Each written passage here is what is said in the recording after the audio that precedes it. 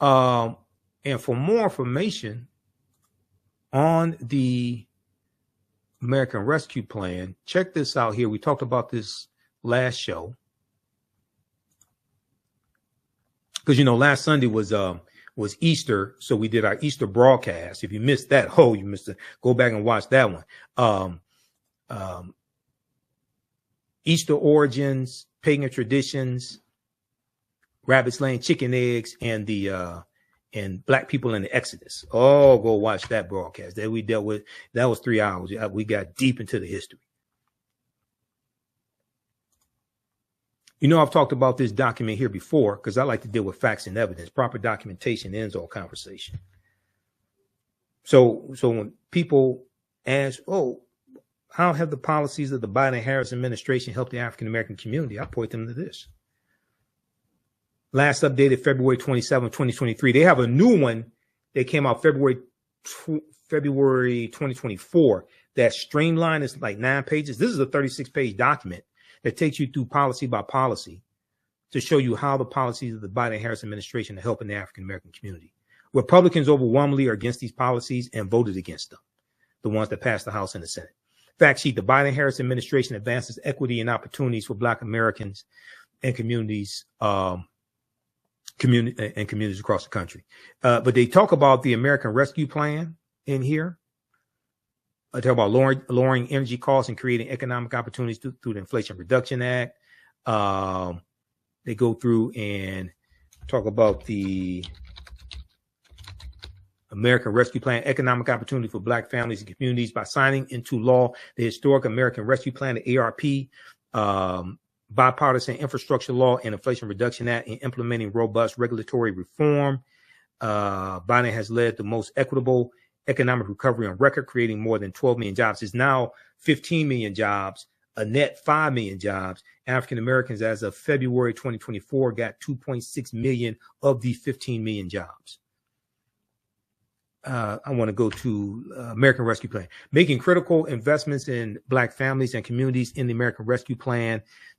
Historic expansion of the child tax credit, cutting child poverty to record lows for Black children. Now, that we know that expired, but you can get that back. It has to pass the House and the Senate.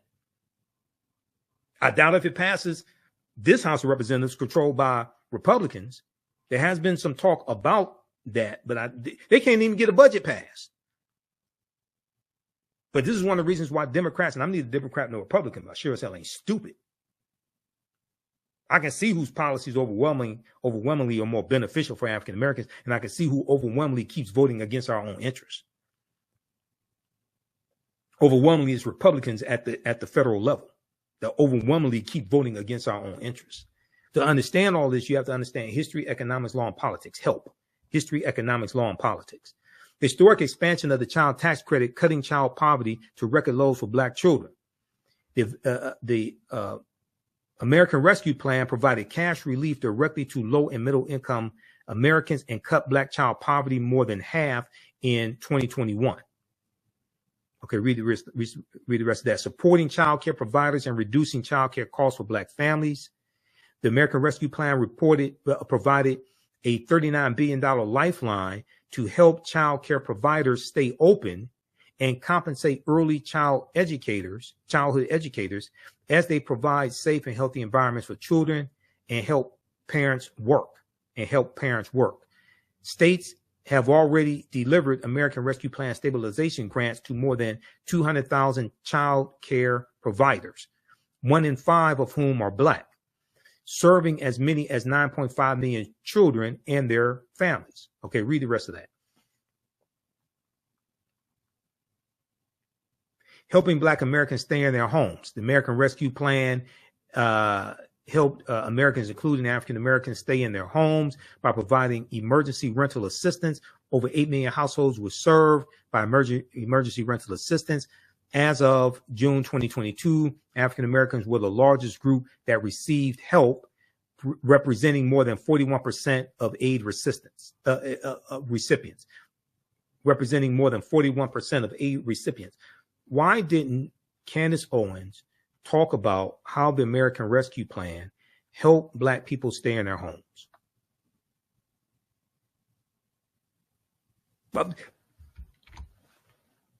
And nobody pushed back on this. I don't understand things like this. Why didn't she talk about this? She says she's voting for Trump in 2024. What? She criticized the coronavirus packages, the stimulus packages.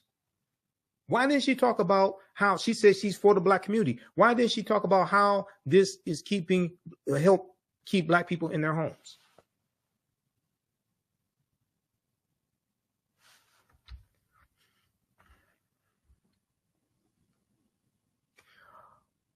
Extending a lifeline to struggling small businesses and expanding access to capital. I'll read the rest of this here. This is a 36-page document. Because when Simple Simons on social media put this disinformation out like this, I hit them back with facts and evidence. I don't argue with stupid ass people. I don't do that. This is allergy season. I'm allergic to BS. I don't argue with stupid ass people. I don't do that. I just hit them with facts and evidence, let them go read this. Now you come back and talk to me when you've read this. And then some people say things like, now I dealt with this when I did my presentation for the Detroit Reparations Task Force here in Detroit, March 2nd, 2024. And we have that presentation streaming here on our network, dealing with the case for municipal reparations. And you have some people say, oh, well, we were on race specific programs. We only wrote programs for black people. Race specific programs are illegal at the federal level. And a lot of states, like the state of California, have laws that ban race specific programs, which is why their recommendations for reparations that came from the California Reparations Task Force, that's why it's based upon lineage as opposed to race, because that's illegal. Now, at the federal level, it's illegal also. That's based upon Title VI of the 1964 Civil Rights Act, Section 601, non-discrimination federally assisted programs. Okay, so some people may ask, well, how do you know this? Well, because I was involved in writing public policy here for the city of Detroit, and that's how I learned it. It was executive order under the Kwame Kilpatrick administration. I didn't work for the administration. I didn't get indicted or anything like that. But at our first meeting, it was Executive Order 22. In our first meeting, corporate counsel, Sharon McPhail, told us it's illegal to have policies that are only for one race of people or only for African Americans. She said, but what we can do is we can craft policy that disproportionately helps African Americans. Okay. So that's what we did. So I talked about this in my presentation because we unfortunately don't understand history, don't understand law, which makes us susceptible to these black social media disinformation agents that you hear me talk about. Okay. The podcast pimps and the social media whores out here putting out this misinformation and don't back it up with facts and evidence. And they say they want race specific policies, but don't cite this and don't tell you why it's illegal. Title VI of the 1964 Civil Rights Act, non-discrimination federally assisted program, Section 601. Go to archives.gov, which is the U.S. National Archives, search for the 1964 Civil Rights Act and read it. You can read the whole thing there for yourself. No person in the United States shall, on the ground of race, color, or national origin, be excluded from participation in, be denied the benefits of, or be subjected to discrimination under any program or activity receiving federal financial assistance. So you can write policies that disproportionately positively impact African Americans, but you cannot write policies that are only for one race of people, period. Now, you have some people who say, and I talked about this in my presentation, you have some people who say, oh, well, the Asians got a hate crime bill. Okay, and this is like one of the first, this is like a reflex from like reparations reactionaries. And this is a reflex from them. Oh, the Asians got a hate crime bill. Did you actually read the bill? Because the bill dealt with data collecting.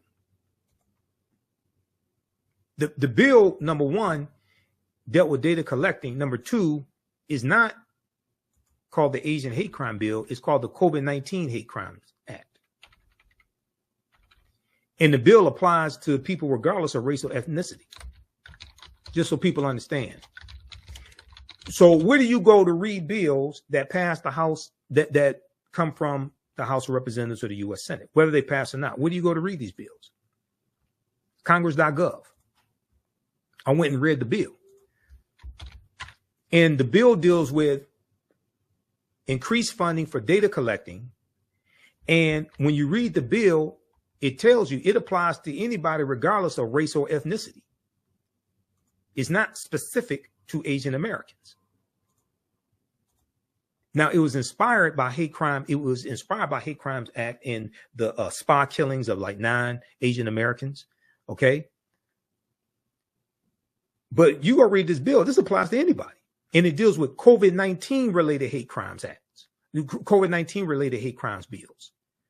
Because Donald Trump was calling coronavirus Kung Flu, K-U-N-G, like Kung Fu, and the China virus. So there was an increase in hate crimes toward Asian Americans, especially those perceived as being Chinese. But this didn't make it a federal hate crime to kill Asian Americans. This dealt with funding, better funding, data collecting of COVID-19 related hate crimes, and also paying for language translators, because if your first language is not English, language barriers become one of the obstacles to getting hate crimes reported. So that's what this bill was doing. But the first Hate Crimes Act in the history of this country was signed into law by President Lyndon Baines Johnson as part of the 1968 Fair Housing Act. And that was largely for African Americans. That was part of the modern day civil rights movement. And that was signed shortly after Dr. King's assassinated. Then those same people somehow forget the Emmett Till anti-lynching bill. I don't understand how they do that, but there was the first anti-lynching bill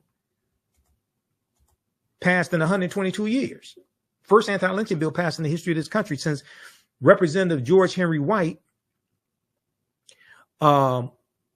proposed an anti-lynching bill in 1900. And he was he was an African-American Republican from North Carolina.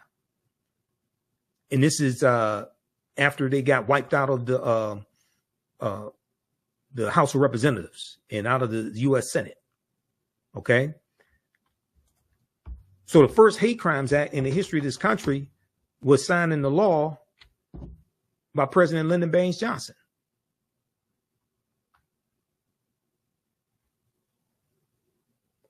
Then in 2009, you had the Matthew Shepard and James Byrd Hate Crimes Prevention Act. James Byrd was the African-American man who was killed in Jasper, Texas, dragged behind a pickup truck.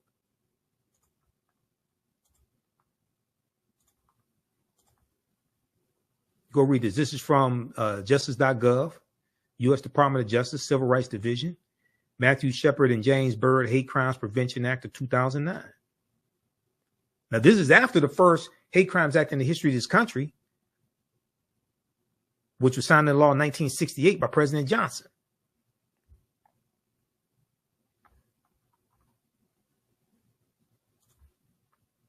Okay, now, I want to go to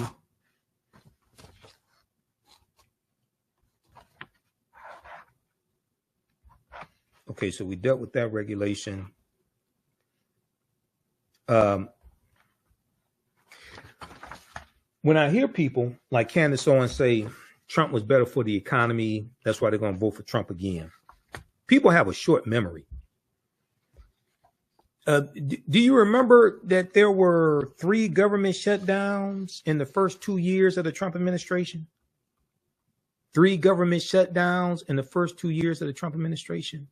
That last government shutdown in December 2018, January 2019 was the most devastating. Let's look at this here. Before we look at that, once again, give us a thumbs up, give us a heart, give us a like on this broadcast. Also, if you like this type of information, you can support the African History Network, $, the AHN show through Cash App. $ the AHN show through Cash App and through PayPal, paypal.me/the AHN show. This helps us keep doing the research, stay on the air, keep broadcasting, pay some of the bills. Because like I said, I'm the one that does the research here. Okay. I don't have all these people that work for me and all these corporations and all that behind me. And I don't have none of that. Visit our website, AfricanHistoryNetwork.com, AfricanHistoryNetwork.com. I just paid the bill for the hosting of the website also. Okay. That's what I paid bills this weekend. Paid for the website, paid Constant Contact their money so we could send the email blasts out. Yeah, I paid a number of bills this weekend. All right. Visit our website, AfricanHistoryNetwork.com. AfricanHistoryNetwork.com. Scroll down the page. We have a Cash App information, $ the AHN show. And when you go to it, it'll say Michael, show my picture there. These are some fake African History Network Cash App accounts. You can click right here on the link, and it takes you to our QR code as well. And we have our link for PayPal also, paypal.me/the AHN show. But register for the online history classes that I teach on Saturdays.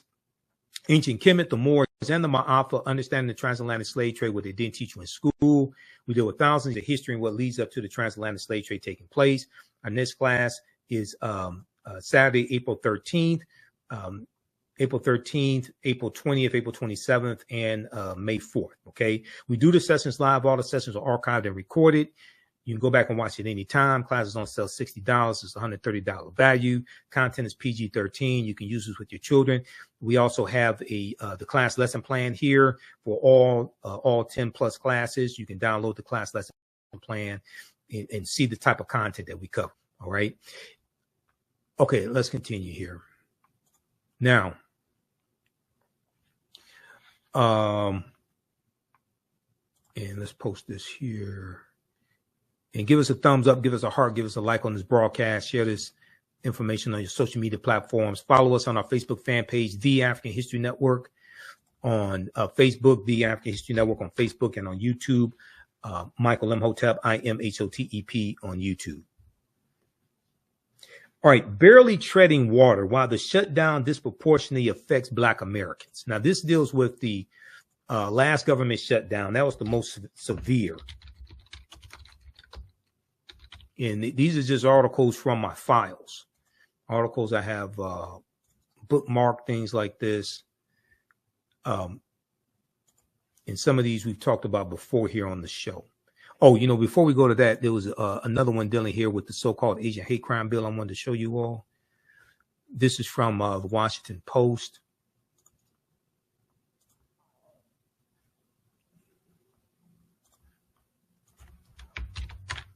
Because I can listen to people, what they say, and tell what they haven't read.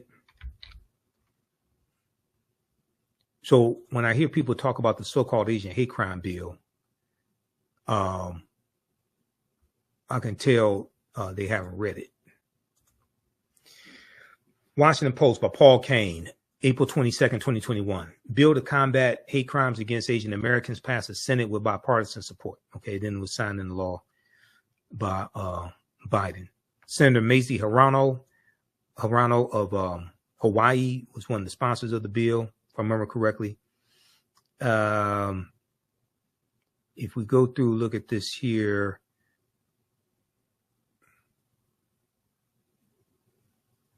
Senator Josh Hawley, the Republican from Missouri, who gave a fist up to the insurrection of January 6th, he voted against the bill. Senator Mazie Hirono, Democrat from Hawaii, introduced the bill last month, officially titled the COVID-19 Hate Crimes Act. The COVID-19 Hate Crimes Act, not the Asian hate crime bill, based on a year's worth of rising attacks after the pandemic began in Wuhan, China. 5 days after Hirono, Senator Mazie Hirono introduced the legislation, 8 people were killed, including 6 Asian women, in mass shootings at 3 Atlanta spas. The crimes heightened the pressure on Congress to respond to the rise in attacks against the Asian American community.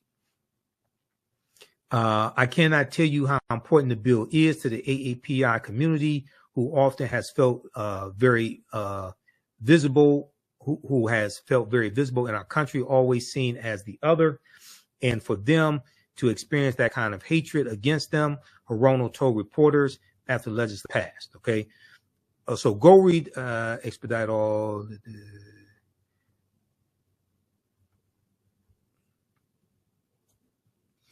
With Representative Grace Ming, Democrat, New York, as the lead House sponsor of the House in the House of Representatives, the legislation would assign an official in the Justice Department to review and expedite all reports of hate crimes related to the coronavirus, expand support for local and state law enforcement agencies responding to these hate crimes, and issue guidance on mitigating the use of racially discriminatory language to describe the pandemic. Okay, that's what it did. Once again, like I said, this bill applies to anybody. It's not specific based upon race. And it doesn't make it a federal hate crime to kill Asian Americans either, as some people mistakenly believed.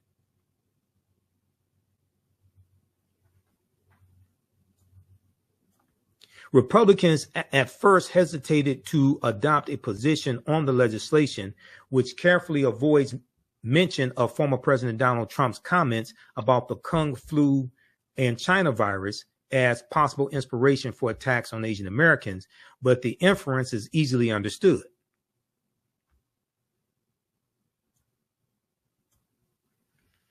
In a rare bipartisan compromise, negotiators agreed to add a broader bill, the No Hate Act, sponsored by Senators Richard Blumenthal and Jerry Moran, to provide federal funding to conduct broader studies about the number of hate crimes each year. Okay, read the rest of this article here.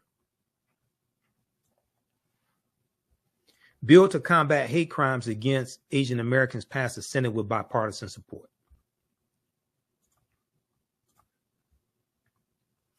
All right, now, I want to go to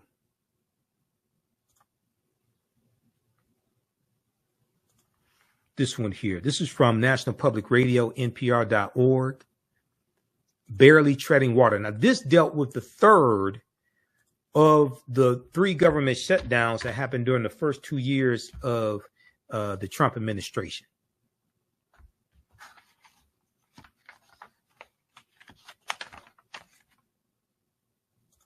So when people say Trump was better for the economy, I'm trying to figure out what exactly they're talking about.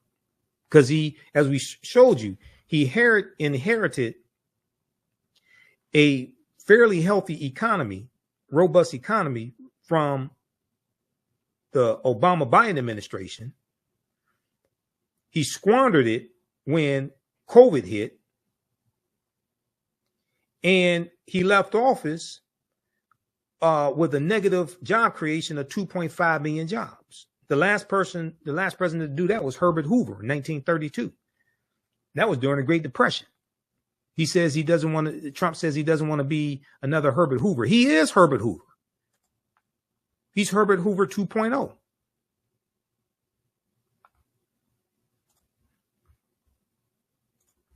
Barely treading water while the shutdown disproportionately affects Black Americans. January 14th, 2019. This is by Ari Shapiro, NPR.org, National Public Radio. As the government shutdown enters its 4th week, becoming the longest in United States history, federal workers around the country are struggling to make ends meet. Now, African Americans make up 18% of federal workers. We're disproportionately represented in federal workers because the federal government, they were the first ones to implement affirmative action. Okay, to give people a fair shot at getting these jobs. But according to Jamils Larty, a reporter with TheGuardian.com, the shutdown is having a disproportionate effect on African American workers and their families. African Americans make up a higher percentage of federal workers than they do of the non-government workforce. That's in part because for generations, government work has provided good wages and job security to African Americans who face more overt discrimination in the private sector. So when you talk about putting incompetent people in charge of the government, whether it's in the House of Representatives, whether it's in the U.S. Senate, or whether it's in the executive branch of the federal government, you're increasing the chance of government shutdowns, which disproportionately harm African Americans. Ari Shapiro of the National Public Radio's All Things Considered sat down with Larty to talk about some of the ways this disparity is playing out right now. Okay, so they talk about, so this is the interview here, and I have some things highlighted here on page 4. Could you explain the history that led to our situation today where African Americans make up a higher percentage of the federal workforce than they do the private sector? Okay, James, Jamil Larty said the federal government obviously has its own untoward history of racial discrimination, from underwriting redlining. Redlining goes back to 1937, coming from the Homeowners Loan Corporation, underwriting redlining and federal mortgage programming and excluding African Americans from New Deal programming. A lot of the New Deal programs discriminated against African Americans, even though some we were able to get some assistance from, but we were discriminated against as well from those, especially like the GI Bill in 1944, 1945. But it also has been the institutional vanguard of the nation's slow march towards equality, more so than the private sector at large and more than most state and local governments. In 1941, President Franklin Delano Roosevelt signed Executive Order 8802 that I talked about on Roland Martin Unfiltered on Friday, March 5th, because it was A. Philip Randolph who led the Brotherhood of Sleeping Car Porters. It was A. Philip Randolph who threatened to put 100,000 African Americans marching on Washington if President Roosevelt did not sign an executive order to desegregate the Department of Defense jobs for African Americans. Okay, so this was June 1941. This was when America was part of what's called the arsenal of democracy, and the U.S. was making military weapons and military equipment and vehicles for the Allied forces. This is before the U.S. actively gets involved in fighting in World War II, because of which starts with the attack on Pearl Harbor, December 7th, 1941. So this is June 1941. All right. So this article talks about how they give the credit to President Roosevelt, but no, he was pushed by A. Philip Randolph and the Brotherhood of Sleeping Car Porters. This is why Executive Order 8802 was signed. It wasn't out of the benevolence of President Roosevelt's heart, but he was a white man who could be pushed to do the right thing. Just like President Lyndon Johnson was a white man from Tennessee, a segregationist from Tennessee, who could be pushed to do the right thing. Okay. Donald Trump, on the other hand, is one who largely can't be pushed to do the right thing. In 1941, President Franklin D. Roosevelt signed Executive Order 8802, which banned racial discrimination in the Department of Defense industry. And that's largely seen as the most important move in support of the civil rights of African Americans from Reconstruction. Now, Reconstruction is 1865 to 1877. From Reconstruction all the way to 1964, when the Civil Rights Act was passed. The federal government, for fairly obvious reasons, just did a better job of abiding by the Civil Rights Act than the labor market at large. Okay, so he goes on to say, we know that Black families have a fraction of the wealth of white families, according to the Census Bureau, and that we know under the Biden-Harris administration, African-American household wealth has increased by 60%. Okay. Now that's not enough. It needs to increase by more, but it's going in the right direction. It just needs to accelerate and move faster.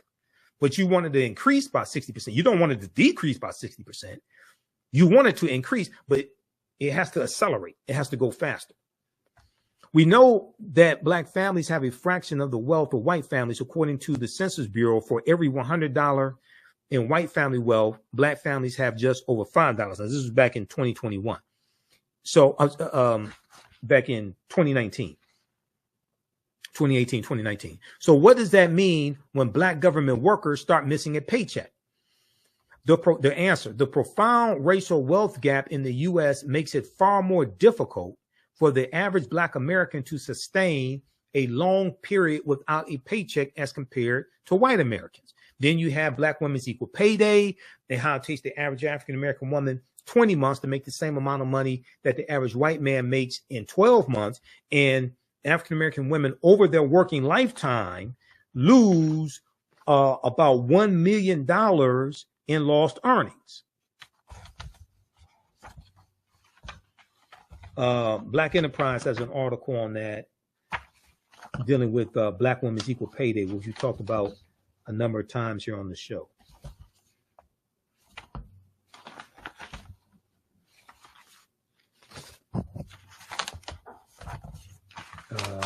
I got that article somewhere.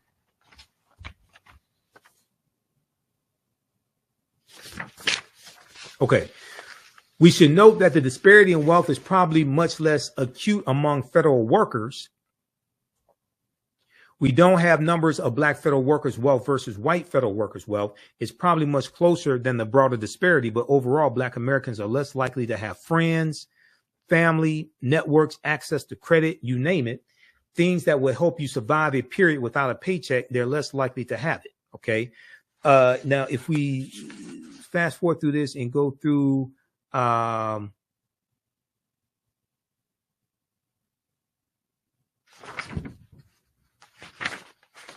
I had highlighted. This deals with the gender divide. Tell me about the gender divide here. Women make up 60% of the federal workforce, higher than the percentage they make up of the general population. What's the significance of that gender divide on African American families?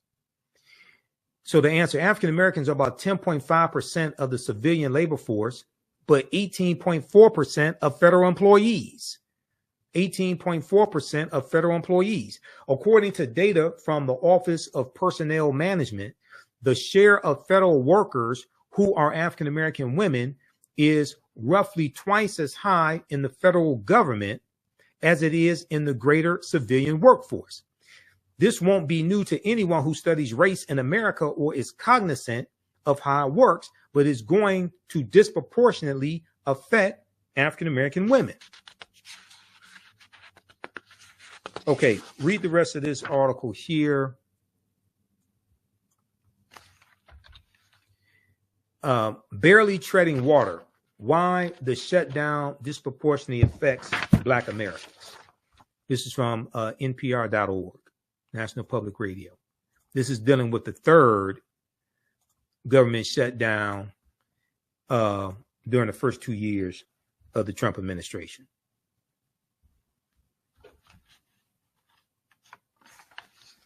Okay, now I'm not going to go through all these articles. I'm just looking at, see what I want to cover.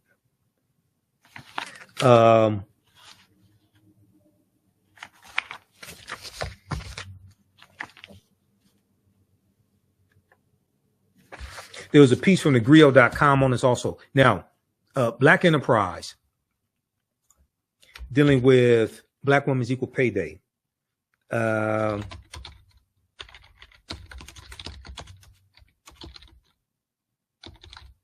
This deals with how the average African American woman loses out over $1 million in their careers thanks to the wage gap.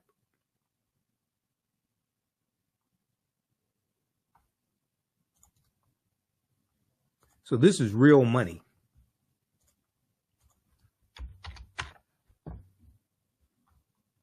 Okay, this is blackenterprise.com. This is from October 17th, 2019, a piece by Justin Barton.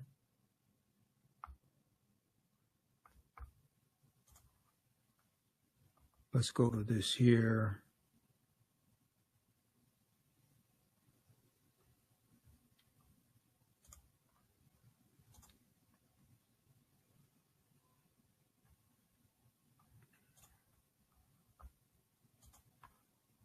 All right.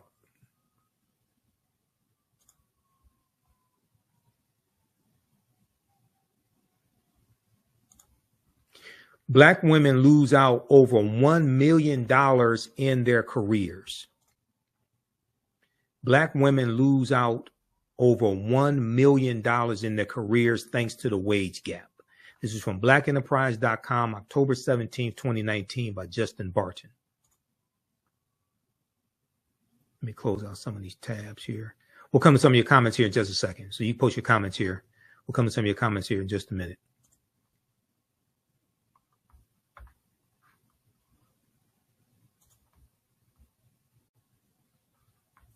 Let's see. A black woman will lose out on $946,000 over a 40-year career if she continues to make 61 cents on the dollar that every white man earns due to the wage gap. Analysis by the National Women's Law Center shows, quote, assuming she and her white non-Hispanic male counterpart begin work at age 20, a black woman will have to work until she is 86 years old to catch up to what a white non-Hispanic man has been paid by age 60. Okay, an African-American woman has to work until she's age 86 to catch up to what a white non-Hispanic man has been paid by the age of 60. The National Women's Law Center found that African-American women face even larger pay disparities in certain states. In the state of Louisiana, black women were paid on average 47 cents for every dollar their white non-Hispanic male counterparts make, which is the worst state for black women's wage equality back at the time in 2019 when this article came out. Probably hasn't changed a whole lot, maybe improving some, but 2019. There's a significant racial wealth gap in America, and black women's wage certainly plays a role in it, said Emily Martin, Vice President for Education and Workplace Justice. For many black women, the cost of the long time wage gap comes close to $1 million. And in some states, it's more.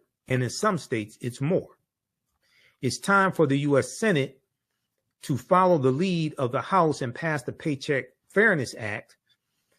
Women and their families literally can't wait any longer. Okay, so read the rest of this here.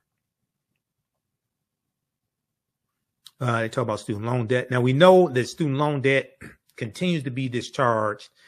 So this article came out under the Trump administration. We know student loan debt continues to be discharged under the Biden-Harris administration. So far, $144 billion for about 3.9 million people has been discharged. It would have been more, but Donald Trump's 6-3 conservative Supreme Court struck down the executive order that President Biden did on student loan forgiveness. This is another reason why the courts are so important, especially the Supreme Court and federal courts. These are lifetime appointments. This is why this is so important. This piece here from thegrio.com, experts state that the shutdown has deeply affected black families. Now, this is from thegrio.com. Also, there was one from, I think this is one from NBCnews.com as well.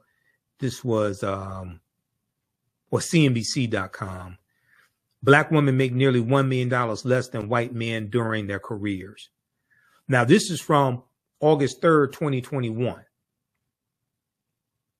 I'm just looking at articles that I have bookmarked, because I have thousands of articles bookmarked because of the type of research that I do.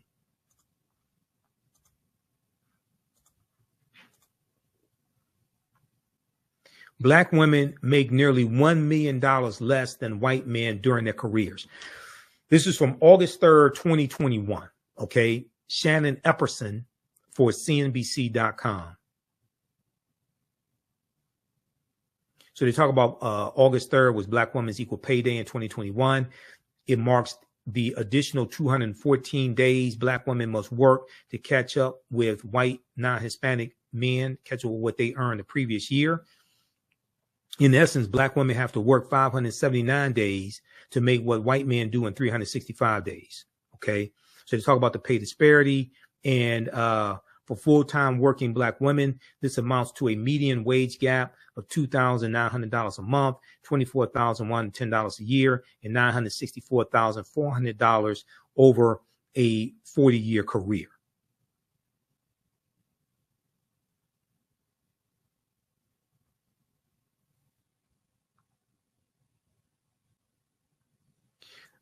Research shows black women face a persistent pay gap, including in jobs that have been essential during the pandemic. Black women who work in areas that are critical to the COVID-19 recovery, such as doctors, nurses, teachers, childcare workers, wait staff, and cashiers, for example, make 11% to 27% less than white men, according to data from the Economic Policy Institute. In higher paid professions, including among doctors on the front lines fighting COVID, the inequality is magnified. The inequality is magnified. White male physicians and surgeons make $63.41 an hour on average. African-American women in these positions make less than $46.59 an hour, the Economic Policy Institute found. Okay, read the rest of this piece here also. Black women make nearly $1 million less than white men during their careers.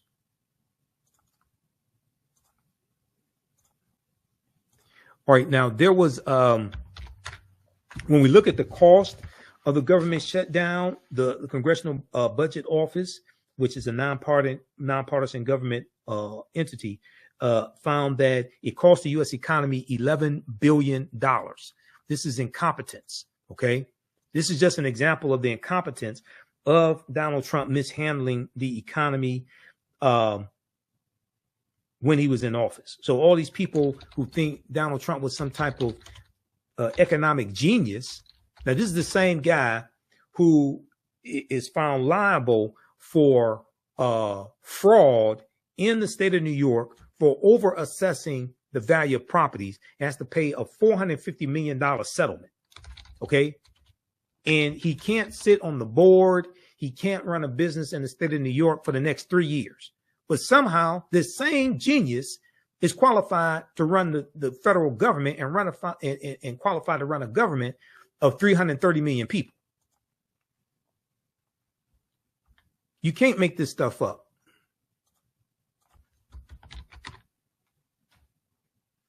Government shutdown cost U.S. economy $11 billion, CBO says.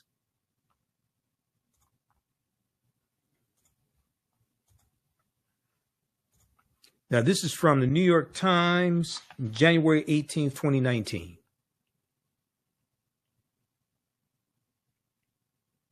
Alan Rappaport and Benjamin Applebaum.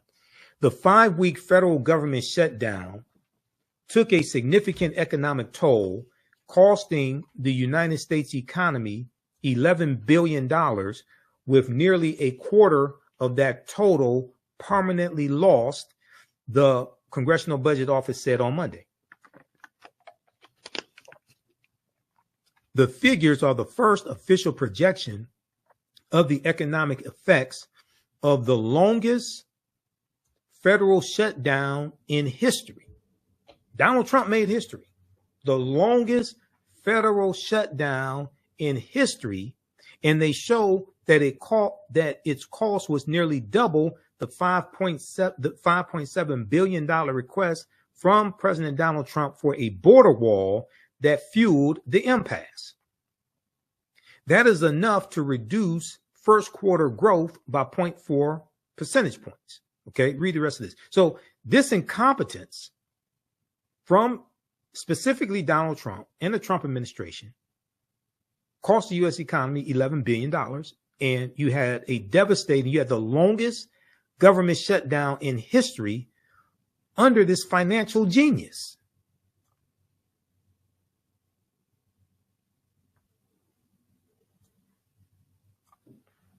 You can't make this stuff up. I don't know why anybody didn't bring this up on a Breakfast Club interview.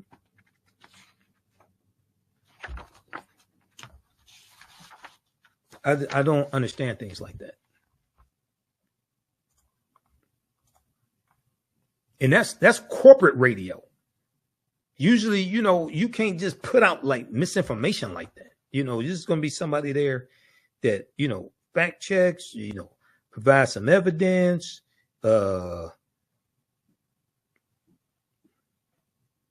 nothing.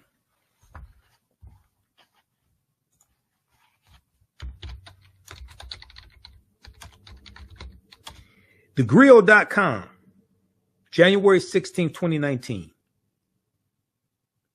Experts state that the shutdown has deeply affected Black families.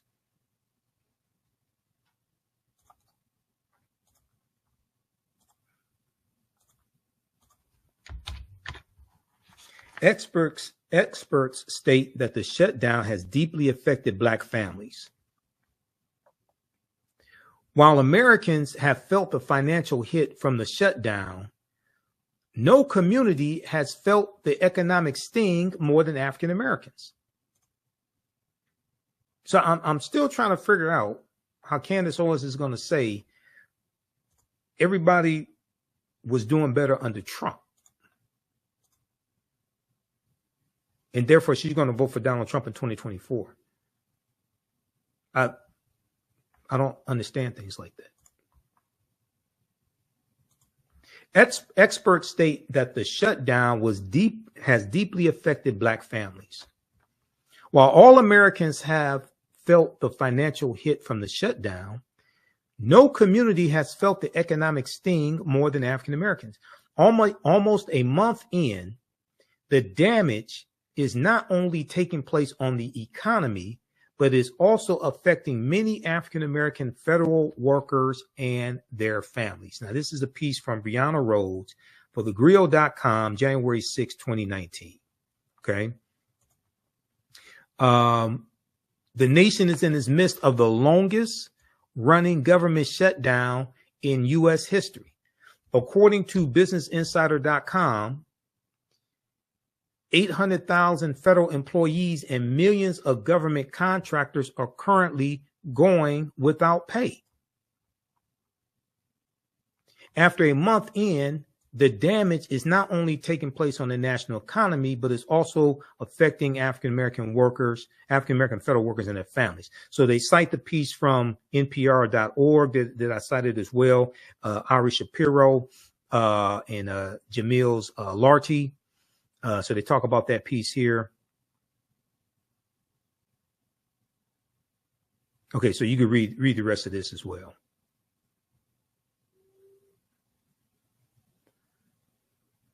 The Business Insider also notes that the shutdown is not the only financial woe that America has to worry about. The U.S. is also dealing with the negative effect of the U.S.-China trade war, stock prices falling, a slowdown in international growth, and a conflict about the debt ceiling.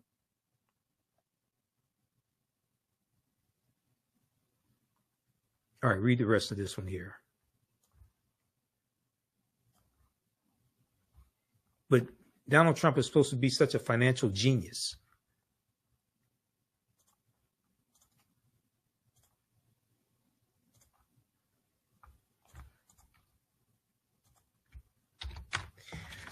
Okay, now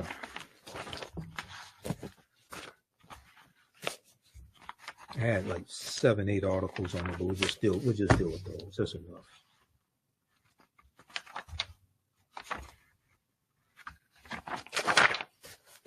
All right. Let's look at some of the rest of this stuff here.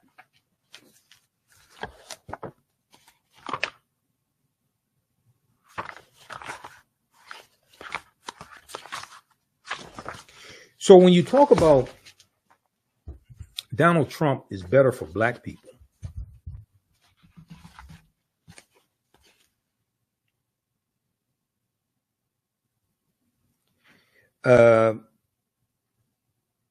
so for instance, people may point to, I don't know, they may point to something like the First Step Act, right?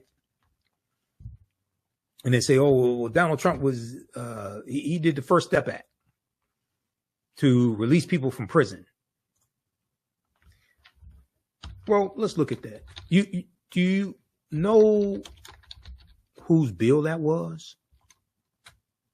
The First Step Act? That wasn't Donald Trump's bill. That wasn't Donald Trump's idea. Donald Trump didn't run on the platform of releasing black people from prison. That bill was Representative Hakeem Jeffries' bill, the First Step Act.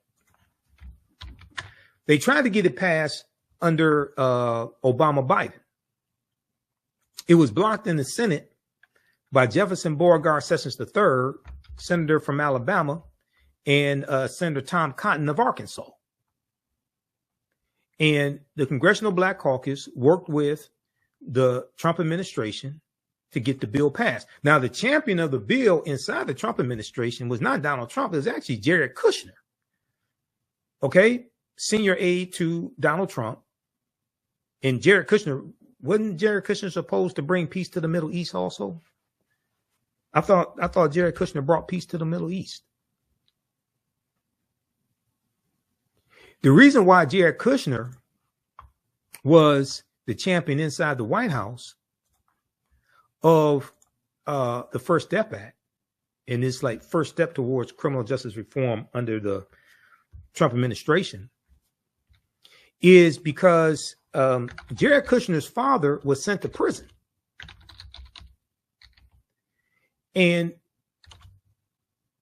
the person who sent Jared Kushner's father to prison was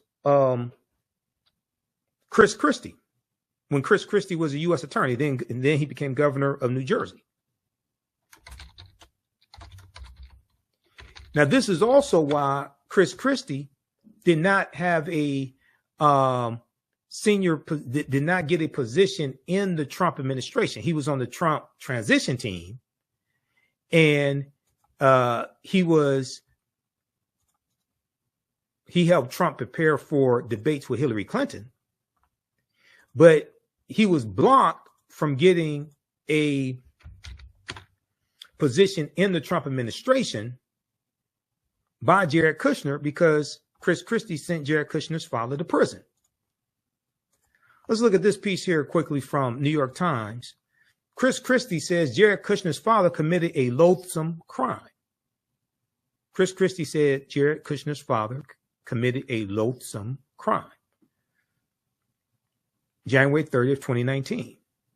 Chris Christie, the former New Jersey governor who clashed with Jared Kushner during his brief stint running President Trump's transition team, issued a sharply personal attack on Jared Kushner's father on Tuesday, saying he committed a loathsome and disgusting crime. The former governor's new memoir, releasing this week, depicts Mr. Kushner, the president's son-in-law and advisor, as being hell-bent on retribution for Mr. Christie's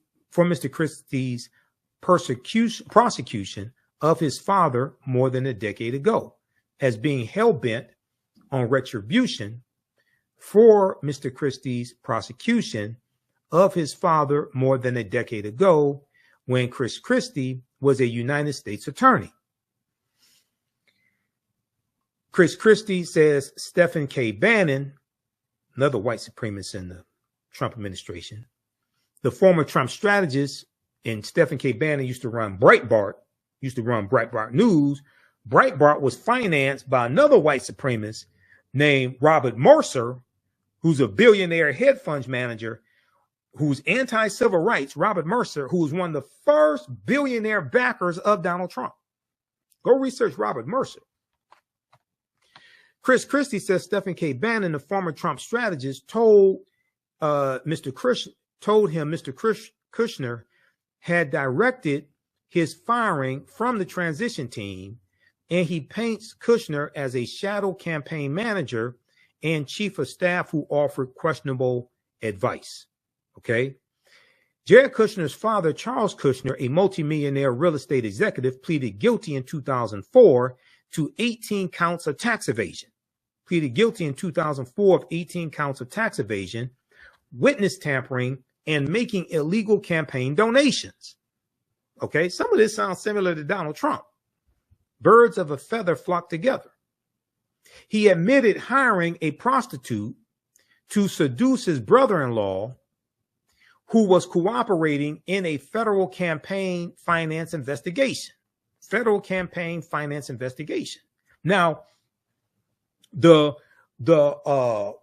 trial that starts up April 25th in New York, prosecuted by DA Alvin Bragg, which is called a hush money prosecution, a hush money case, is actually federal election interference, because it deals with, is really a violation of campaign of federal campaign finance law. And what Trump was doing was falsifying business records to cover up a payment to Stormy Daniels through Michael Cohen in the tune of $130,000 to keep her quiet so that she would not reveal an affair she had with Donald Trump shortly before the 2020 election. And this was the news of this payment came out the day after the Access Hollywood tape was revealed, and Donald Trump was losing support among women.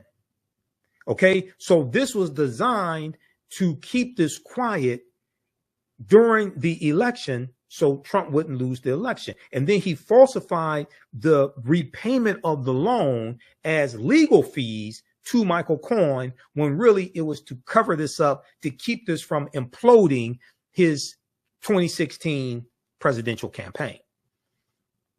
So you're dealing with a violation of campaign of federal campaign finance law. All right. So Jared Kushner's father, Charles Kushner, admitted hiring a prostitute to seduce his brother-in-law, who was cooperating in a federal campaign finance investigation, then videotaping the sexual encounter and sending it to the man's wife, Jared Kushner's sister. So this is why Jared Kushner's father went to prison, rightfully so. Who sent him to prison? Chris Christie. Read the rest of this here, just so you understand the background. So the person pushing for criminal justice reform in the White House wasn't Donald Trump. He wasn't the impetus of this. It was Jared Kushner.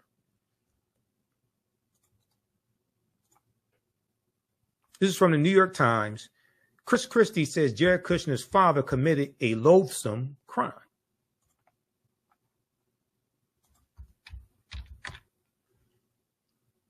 Okay, now when we look at I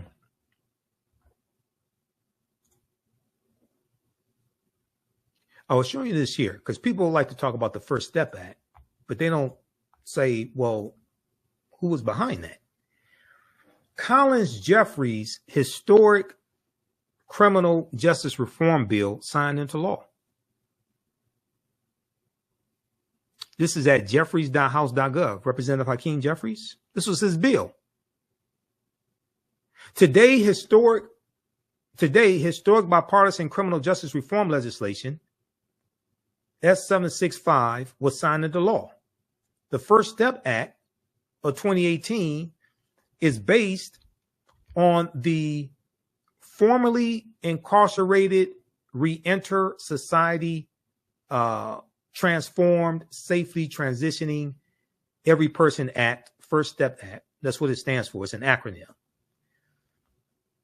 Formerly incarcerated Reenter Society Transformed Safely Transitioning Every Person Act, First Step Act.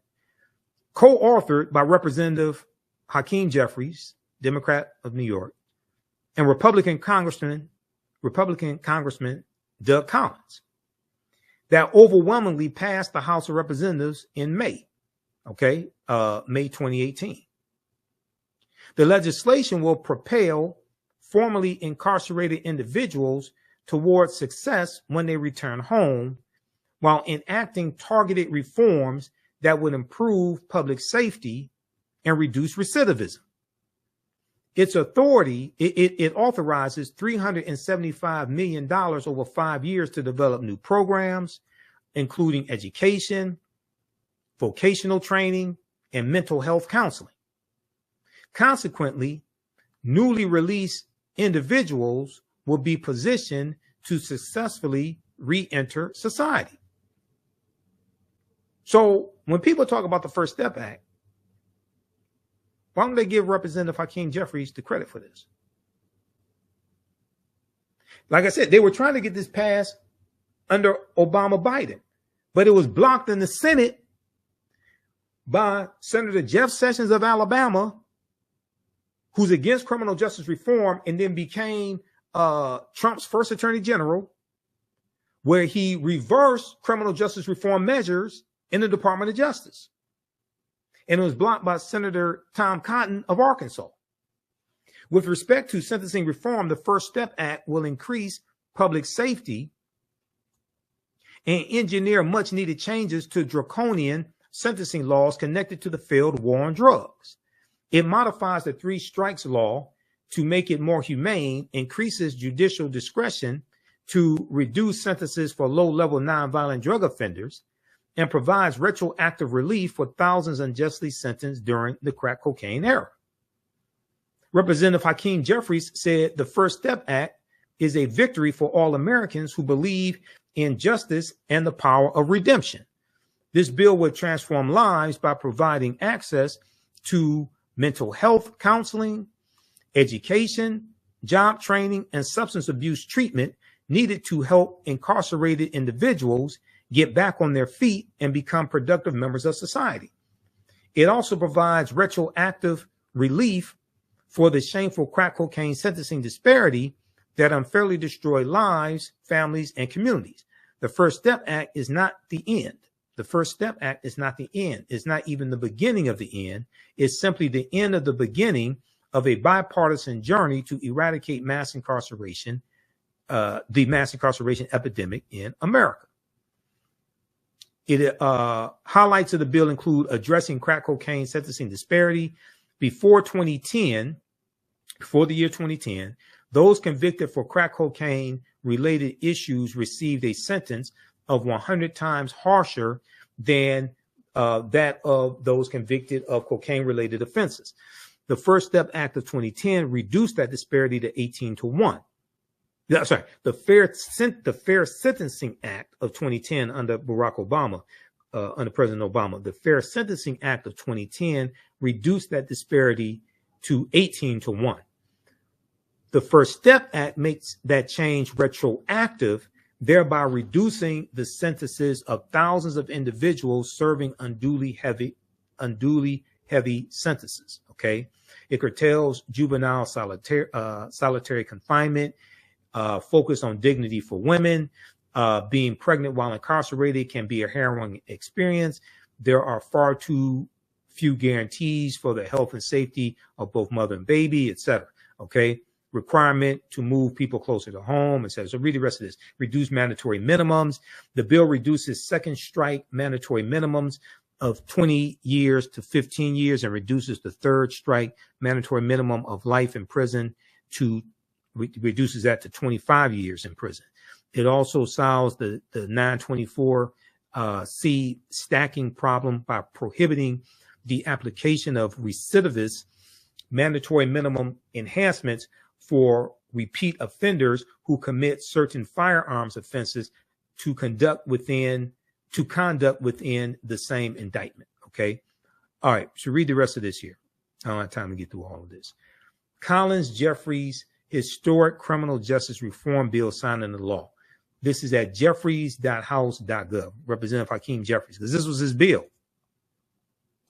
Somehow he doesn't get credit for anything. If it's just, people just give credit to Donald Trump. Oh, he had criminal justice reform, all this stuff. And the one pushing for the criminal justice reform in the White House was largely Jared Kushner.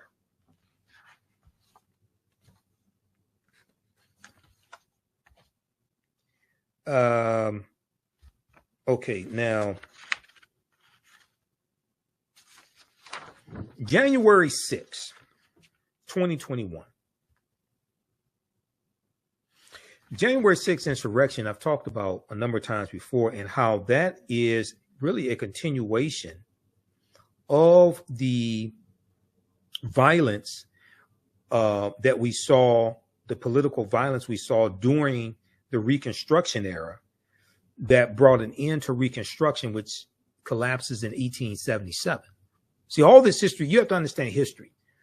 Your understanding of politics is directly related to your understanding of history. And when I listen to a lot of these people out here talking, I can tell they don't understand either one. They don't understand politics or history. A lot, especially the black social media disinformation agents. I can listen to them and tell they don't know what they're talking about. That's why they can't do a deep analysis like this and show you this type of information. If we look at, let's see, where do we want to start here? Let's look at this piece. Let's look at this piece here from Time Magazine, time.com, because this helps provide a framework for this discussion. And I teach classes dealing with the Civil War, Reconstruction, and history from 1800 to 1970, 1968, 1970.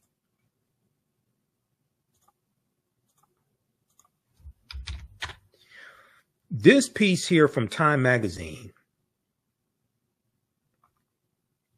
deals with how the history of the Reconstruction era is not being taught in schools across the country. A new report finds that 45 states are failing to teach students about the period that shaped race relations after the Civil War. Now, the Civil War is 1861 to 1865, the U.S. Civil War. Okay. Now, some people may ask, well, that was a long time ago. What does that have to do with today? Okay. What does the U.S. Civil War have to do with today? And what does the Reconstruction era, 1865, 1877, have to do with today? I'm glad you asked that question. This is a piece by Olivia B. Waxman, January 12, 2022, history.com. In the aftermath of the insurrection a year ago, so they're talking about January 6, 2021, at the U.S. Capitol, many leading historians drew parallels between the violence that we saw January 6, 2021 and the Reconstruction era, 1865 to 1877, the period of political revolution directly following the American Civil War. Eric Foner, who's one of the foremost authorities on the history of the Reconstruction era, historian Eric Foner, said the events we saw reminded me very much of the Reconstruction era and the overthrow of Reconstruction, which was often accompanied or accomplished, I should say, by violent assaults on elected officials, which was accomplished by violent assaults on elected officials. Eric Foner is the Pulitzer Prize winning historian and author of the book Reconstruction, America's Unfinished Revolution, 1863 to 1877. He said this in an interview with the New Yorker magazine published a week after the January 6, 2021 insurrection. Scholars say studying the aftermath of the Civil War can help put in context many of the most seminal events in the U.S. in recent years, from the brutal murder of George Floyd by police May 25th, 2020 in Minneapolis, Minnesota, to the voter suppression laws enacted after African-American voters played a big role in helping Joe Biden and Kamala Harris be elected vice president and vice president in 2020. Because the January 6, 2021 insurrection was fueled by racial animus, especially directed to the voter results in the 2020 election in Detroit, where I live, Atlanta, Georgia, Milwaukee, Wisconsin, and Philadelphia, Pennsylvania. Cities, large major cities that have heavy African-American populations that voted for Joe Biden and Kamala Harris.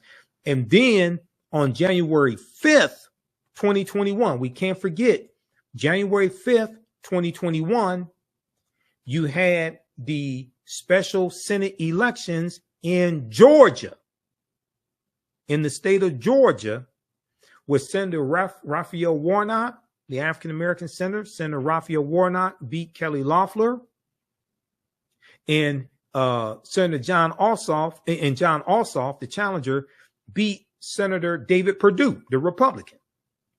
So those two election results gave Democrats a 50-50 slight majority in the Senate, with Vice President Kamala Harris being the tie-breaking vote if you have a tie in the vote in the Senate. And those two election results gave Democrats a majority, gave them control over the U.S. Senate. Okay? That election was the day before the January 6, 2021 insurrection. Now, they have been planning the insurrection prior to that. They've been promoting it come January 6th, because that was going to be the bicameral, both chambers, the House and the Senate, bicameral constitutionally mandated session of both chambers of the legislative branch of government to certify the 2020 election results. Okay, certify the 2020 presidential election results. Okay, so all this is building up to January 6th, but the day before January 6th, you have what happened in Georgia, which really infuriated white supremacists. But let's go back to this piece from the Time magazine. But despite the timeliness of the era, ERA, in today's climate, many students in American schools will not get a full education on Reconstruction until they go to college. But the majority of them are not going to go to college. So where are they going to learn from? In social studies standards for 45 out of 50 states and the District of Columbia, discussion on Reconstruction or the Reconstruction era is partial or non-existent. Is partial or non-existent according to historians who reviewed how that period of time is discussed in kindergarten through 12th grade social studies standards for public schools nationwide. In a report produced by the education nonprofit Zen Education Project, the study's authors say they are concerned that American children will grow up to be uninformed about a critical period of history that helps explain why full racial equality remains unfulfilled today. Okay, go read the rest of this article here. A new report finds that 45 states are failing to teach students about the period that shaped race relations after the Civil War. This is from Time magazine, January 12, 2022.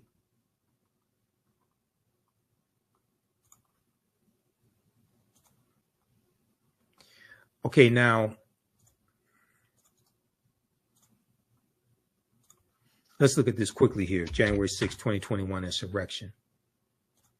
And we're going to get out of here, because I've gone much longer than I intended to go, but I have so much information, and this is just a fraction of the information I even had laid out for this discussion.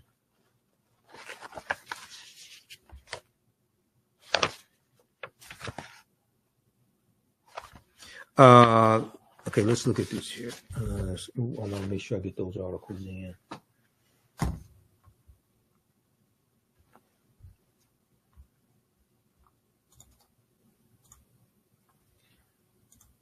I want to look at this right here. This is from the Washington Post. 6 takeaways from the January 6 committee's first primetime hearing. Millions of people watched the January 6 congressional hearings, especially in prime time. 6 takeaways from the January 6 committee's first primetime hearing. This is analysis by Amber Phillips, June 10th, 2022, for the Washington Post. And let's see. Okay, number one, the committee holds Trump responsible for the attack. A lot of this I'm going to skip over. I wanted to go to, let's see. Okay. Number two, how the committee plans to tell its story.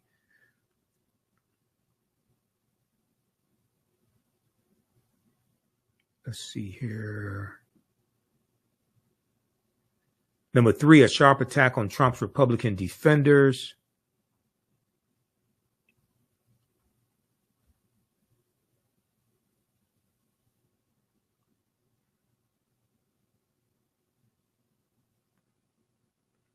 Number four, how Trump influenced the Oath Keepers and Proud Boys. How Trump influenced the Oath Keepers and Proud Boys. If the attack was not spontaneous, as the committee says it was not, what led to it? The committee alleges that right-wing extremist groups were motivated by Donald Trump himself. The committee spent a large chunk of Thursday's hearing introducing Americans to two of these groups, the Proud Boys and the Oath Keepers, and making the case of how Trump's statements and tweets influenced their actions and eventually their violence. Now, the Proud Boys are the ones that Donald Trump said during the debate with then candidate Joe Biden. He told him to stand back and stand by. Stand back and stand by. He didn't condemn the Proud Boys. He told them to stand back and stand by. The committee presented evidence that membership of the Proud Boys tripled after Trump praised the group in a presidential debate toward the end of the election campaign. The hearing also featured footage of rioters reading aloud over a bullhorn a tweet Trump sent attacking Vice President Mike Pence for his lack of courage. And when Trump tweeted ahead of January 6th, quote, "Be there, will be wild," end quote, the committee said that these extremist groups took it as a quote unquote call to arms, quote unquote call to arms. Filmmaker Nick Quested, who embedded with the Proud Boys that day, testified that some group members went to the Capitol early that morning. Others left the quote unquote Stop the Steal rally on the ellipse to march to the Capitol before Trump's speech even began. Then he said they did not seem very interested in hearing Trump speak, which Nick Quested said confused him at the time. But he described the group's atmosphere as, quote, much darker than usual. Okay, so read the rest of that. Then, so you have the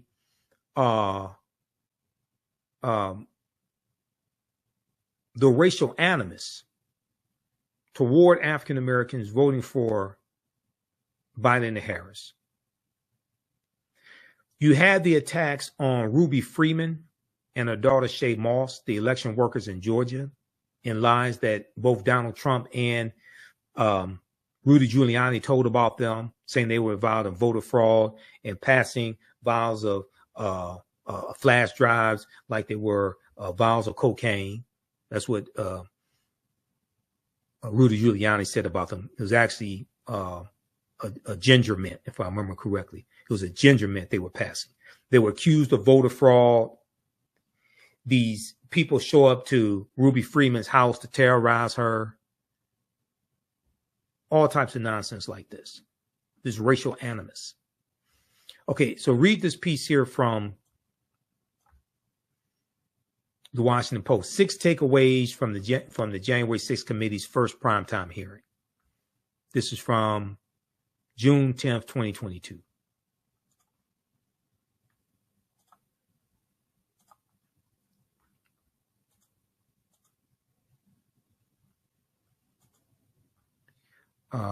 And then there's another one I want to look at here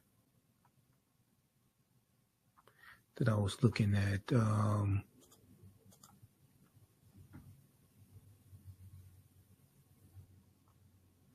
Hold on, I think there's one more article.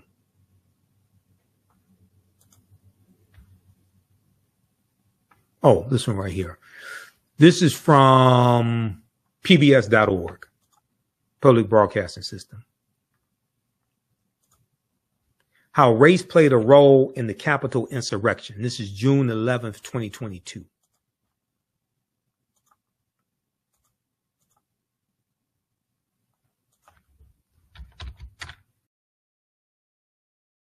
How race played a role. How race played a role in the Capitol insurrection, I should say.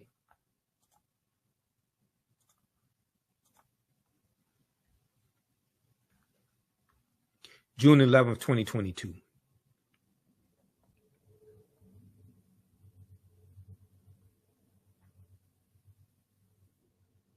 Okay, and this was the January 6th committee will hold its next public hearing on Monday morning. And while the panel's focus is on former President Trump and his closest allies, future witnesses are expected to draw a link between between the Trump White House and extremist groups. Hakeem Jefferson, a political scientist at Stanford University, joins John Yang to discuss.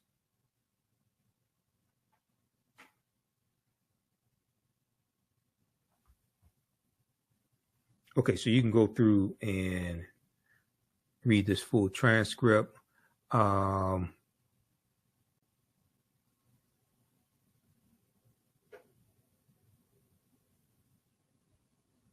Okay, you can check this out.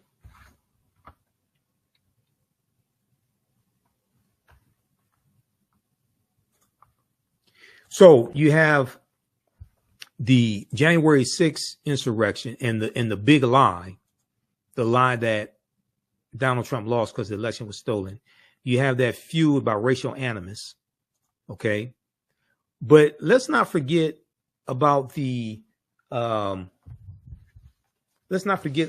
attack on critical race theory and diversity, equity, and inclusion.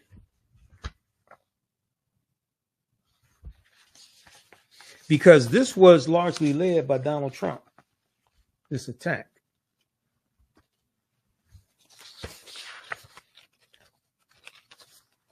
So people may ask, well, what do you mean by that? Okay, let me show you.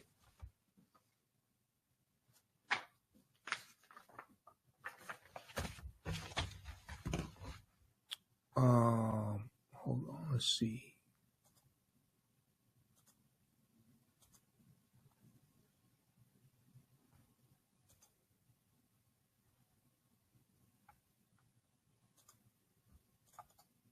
Also, take a look at this piece here from NBCnews.com on January 6th, insurrection.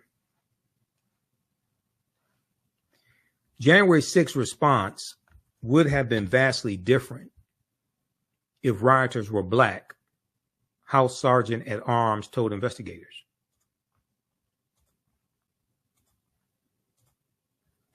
January 6th response would have been vastly different if rioters were black, House Sergeant at Arms told investigators. William J. Walker, who was the head of the D.C. National Guard during the insurrection, also indicated that he thought more people in the crowd would have died if the mob had been largely black instead of overwhelmingly white. This is William J. Walker, testified before a Senate Homeland Security and Governmental Affairs Committee hearing in Washington, D.C. on March 3rd, 2021.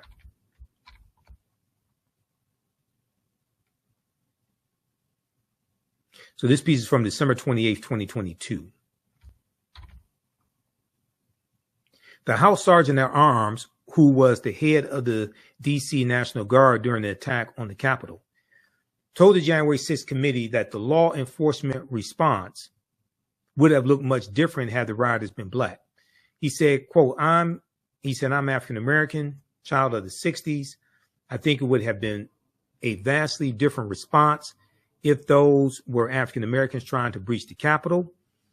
William J. Walker told congressional investigators in an interview transcript released Tuesday, as a career law enforcement officer, part-time soldier, last 5 years full, but a law enforcement officer my entire career, the law enforcement response would have been different. His testimony echoed the observations of many Americans, including President Joe Biden, who noted the stark difference in the law enforcement response to protests in Washington following the May 2020 murder of George Floyd and the lax security at the Capitol on January 6, 2021. William J. Walker, the head of the D.C. National Guard during the insurrection, also indicated he thought more people in the crowd would have died if the mob had been largely black instead of overwhelmingly white.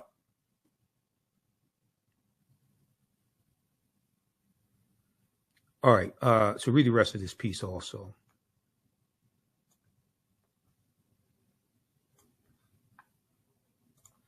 Okay, now I want to go to, what was I trying to get to? Hold on, let's go to, okay, we did that one. How race played a role in the Capitol insurrection. We did that one. And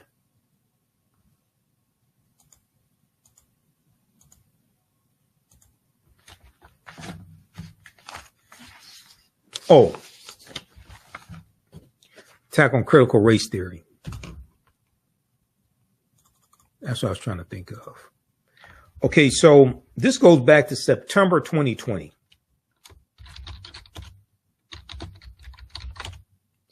It was a memo that Donald Trump did, this executive order, that Donald Trump did banning critical race theory when it came to professional development training and training in the federal government. There's a good article from NBCnews.com that goes through and shows you how this evolved. And I have a whole file dealing with critical race theory and the attacks on it. How Trump ignited the fight over critical race theory in schools. How Trump ignited the fight over critical race theory in schools. Republican lawmakers across the country have proposed bills to ban critical race theory in K through 12 schools. Here's what that really means. So let's look at this, okay? Because you have Candace Owens saying she's voting for Donald Trump in 2024 and how Donald Trump was good for the economy. He'll be good for black people, all of this stuff. She skips over all of this, okay? Trump largely was the one who unleashed the attack on critical race theory, even before Christopher Rufo, college dropout Christopher Rufo, conservative activist, ultra-conservative Christopher Rufo, put out his tweets about them redefining what critical race theory is. That was March 2021. Trump did this 6 months before that.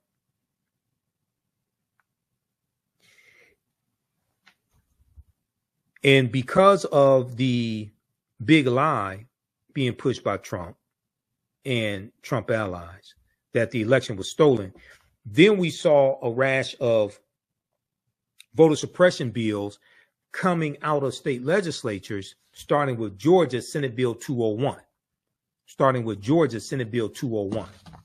Okay. And we've got one from Mother Jones. I've got to show you about that before we get out of here, because this is critical. And who was behind that bill? The entity behind that bill and other bills, other voter suppression bills being passed in these state legislatures, pushing this big lie.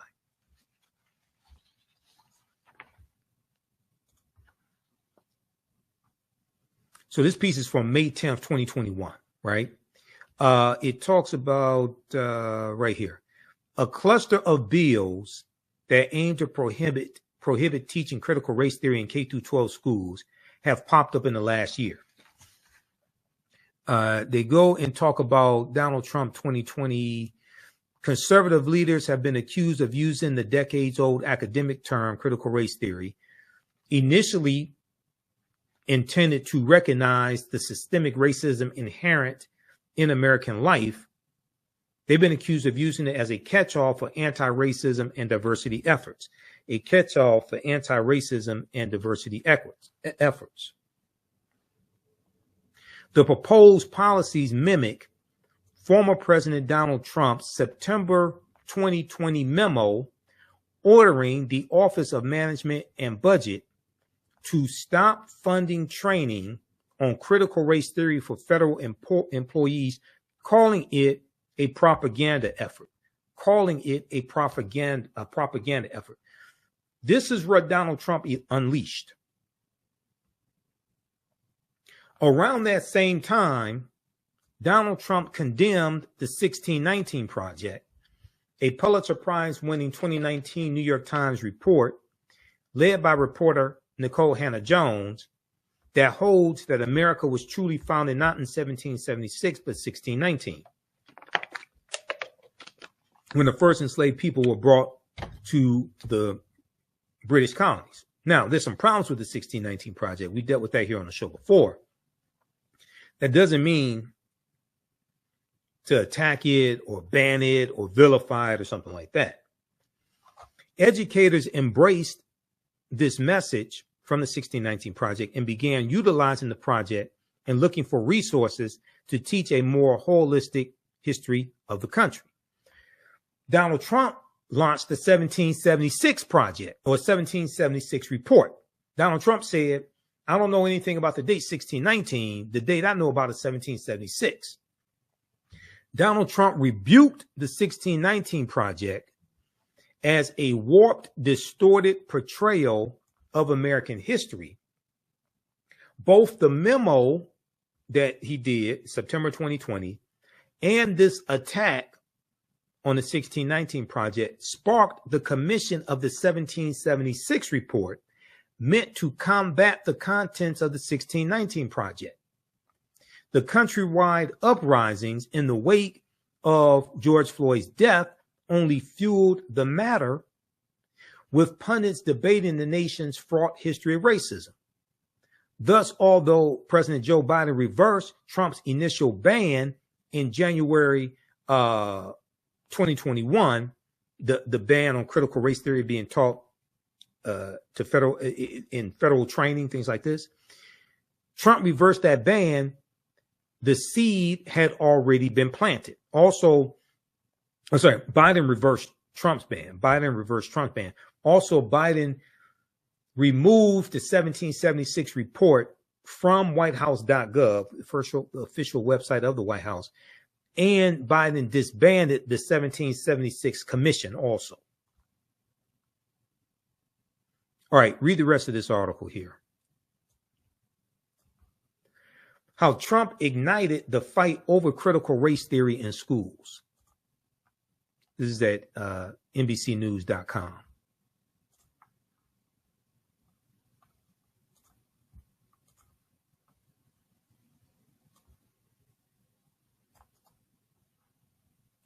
All right, now, I talked a minute ago about the voter suppression bills being pushed because of the big lie and being pushed by Donald Trump. This piece right here from motherjones.com, May 13th, 2021. This talks about who was behind these voter suppression bills. Leaked video.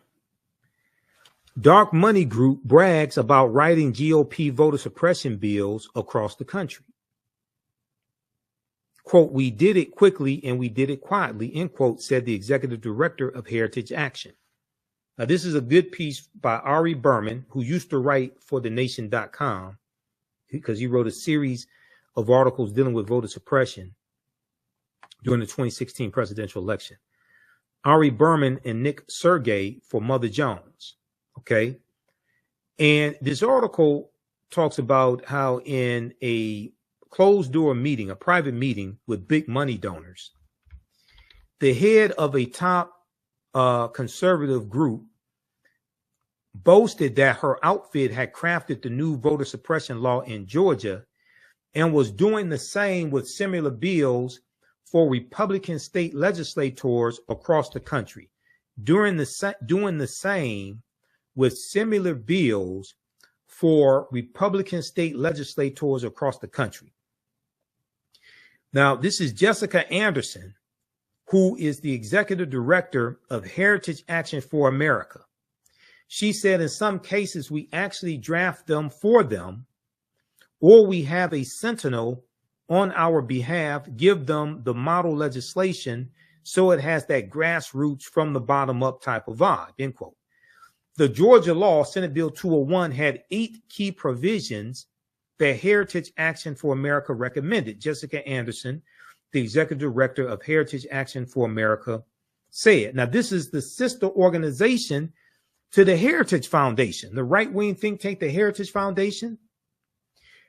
The 226 federal judges that Donald Trump got confirmed, they were largely suggested to him by lists that came from the Federalist Society and the Heritage Foundation.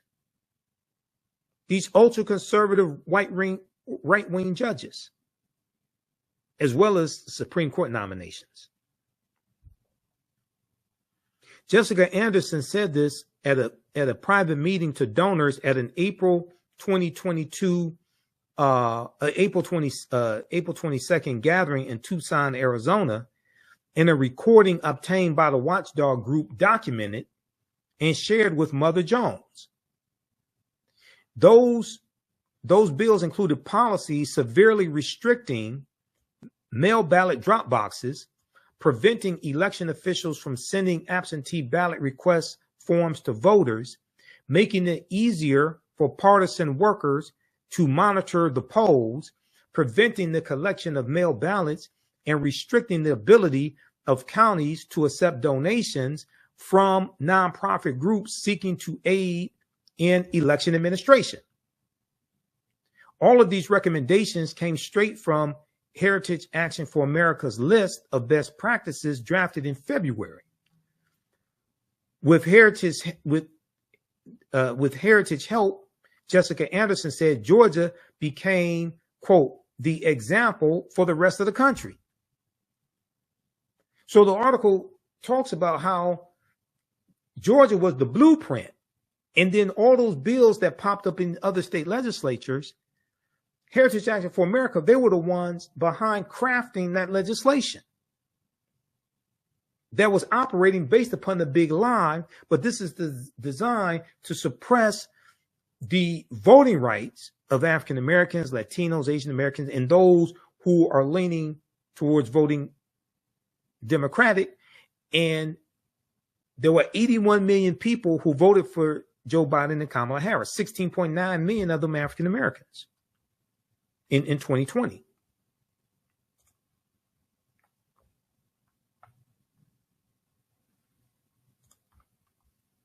So read the rest of this article, watch the video.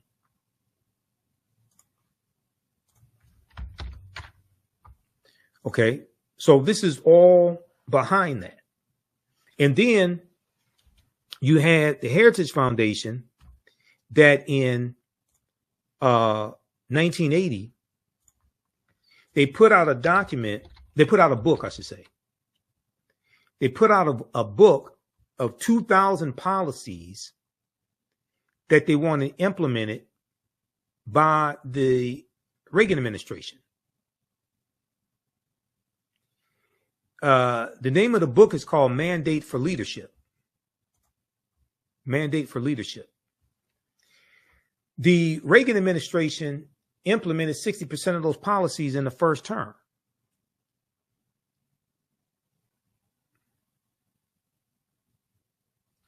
if you go to, there's a lot of information on this, but it's a Mandate for Leadership is the name of the book.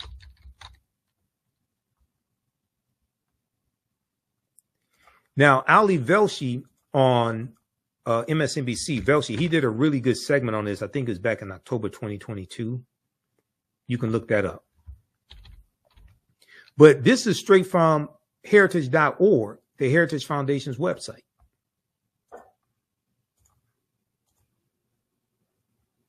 Reagan and Heritage, a unique partnership, June 7, 2004. Reagan and Heritage, a unique partnership.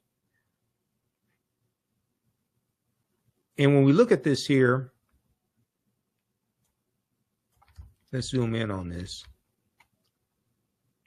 The partnership began in 1980 when Heritage, the Heritage Foundation, provided the president-elect's transition team with detailed policy prescriptions on everything from taxes and regulation to trade and national defense. The published version of these recommendations, the 1,100-page Mandate for Leadership,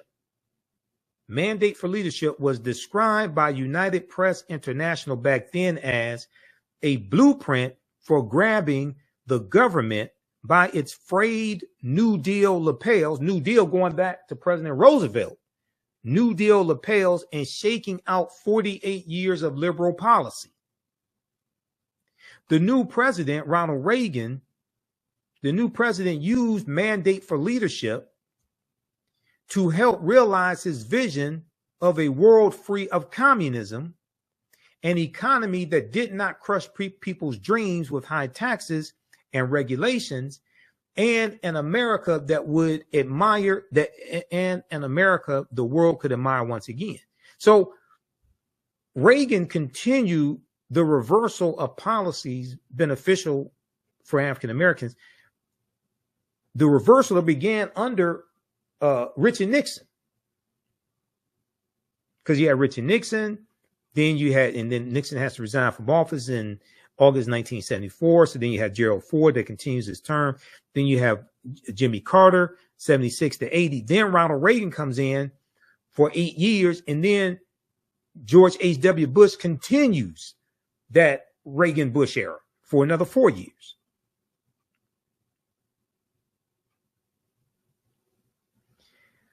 He gave copies to every member of his cabinet, Ronald Reagan. Ronald Reagan gave copies of Mandate for Leadership from the Heritage Foundation to every member of his cabinet. The result, nearly 2/3 of a mandate for leadership, nearly 2/3 of mandates for leadership, 2,000 policy recommendations were adopted or attempted by the Reagan administration.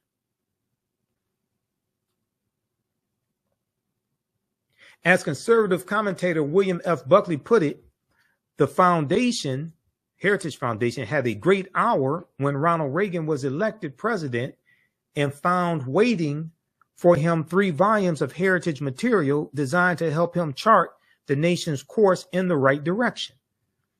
60% of the suggestions enjoined on the new president were acted upon, which is why Ronald Reagan's tenure was 60% successful. Read the rest of this. Now, this worked back in 1980. The Heritage Foundation is trying to run the same game if Donald Trump somehow wins in 2024. They're calling it Project 2025. Have you heard of Project 2025? August 29th, 2023. This is from the Associated Press.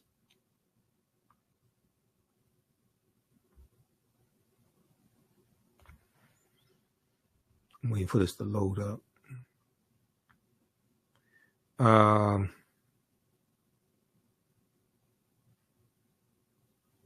Conservative groups draw upon plan to dismantle the U.S. government and replace it with Trump's vision.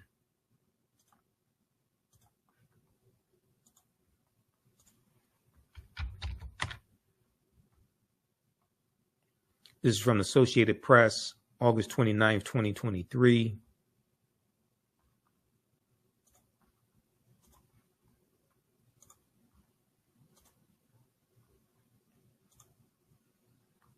Conservative groups draw up plan to dismantle the U.S. government and replace it with Trump's vision.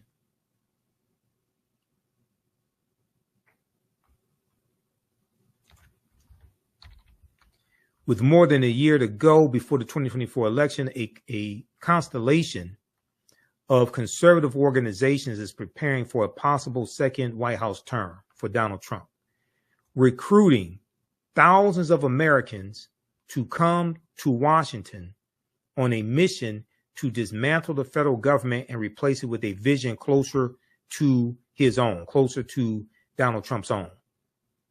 Led by the long-established Heritage Foundation think tank and fueled by former Trump administration officials, the far-reaching effort is essentially a government in waiting for the former president's return or any candidate who aligns with their ideas and can defeat President Joe Biden in 2024.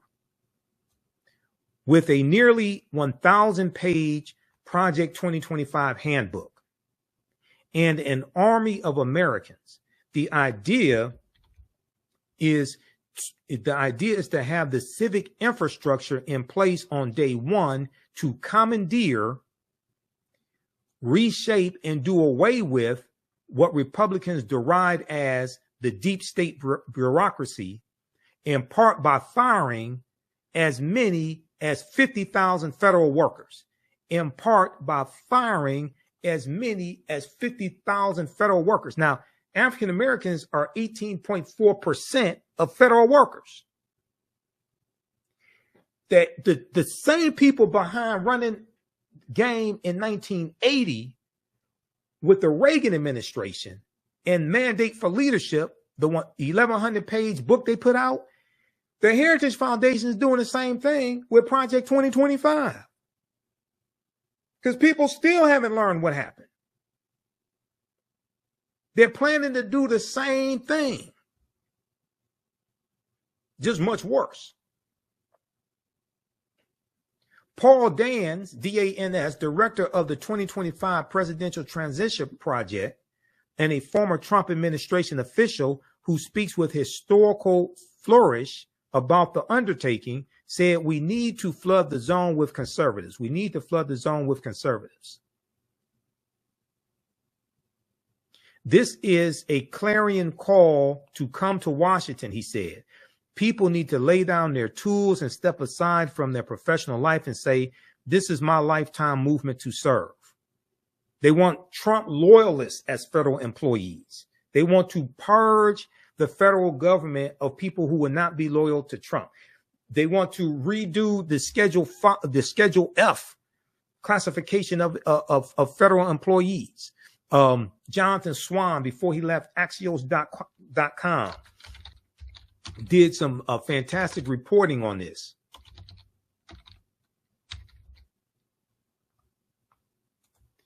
This is a piece from Axios, and some of this you're going to have to read through because I got to get the hell out of here. We've gone 3 hours. It's a lot longer than I thought, but yeah, I got so much information. This is just a fraction of the information that I have.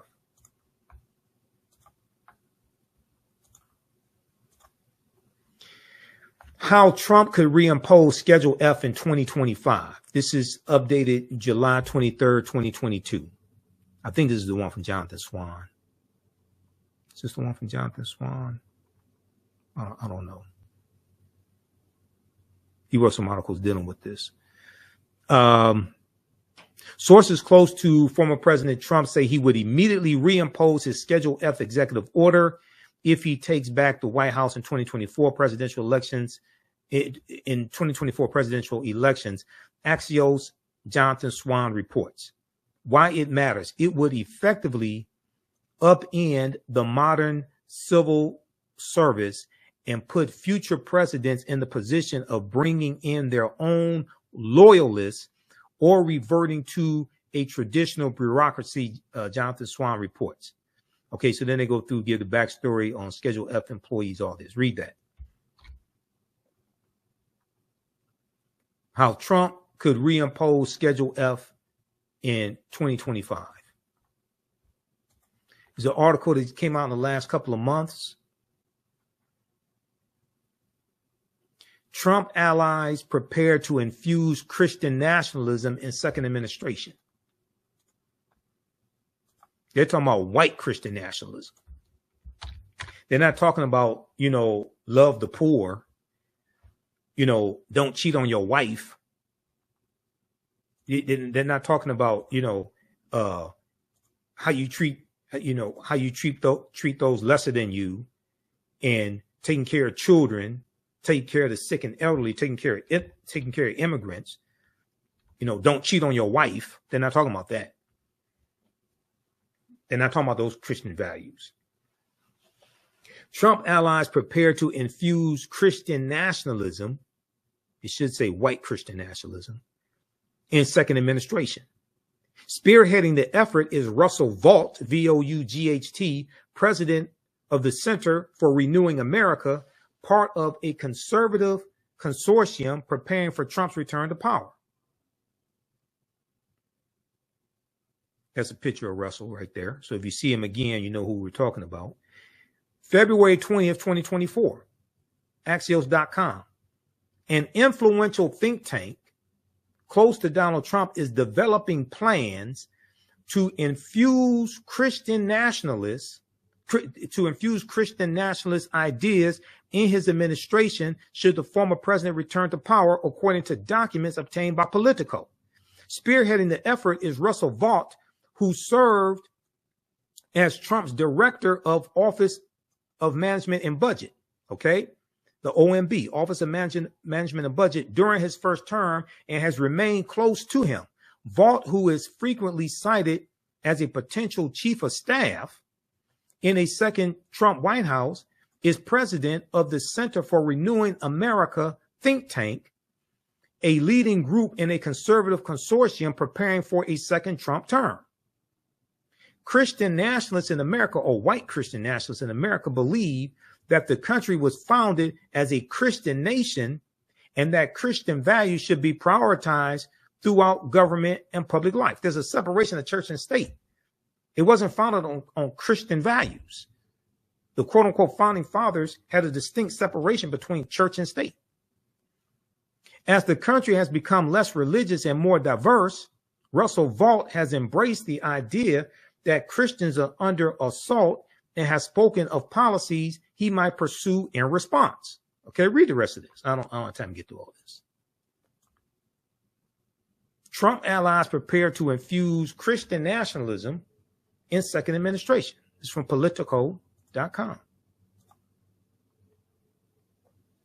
So I hear black people like phenotypically black, like Candace Owens, talking about supporting Donald Trump in 2024, and Trump is better for America.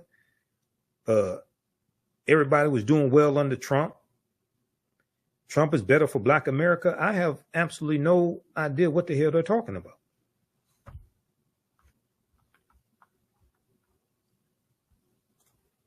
Lastly, I want to look at this piece here. Then we'll get out of here. What is this? Associated Press.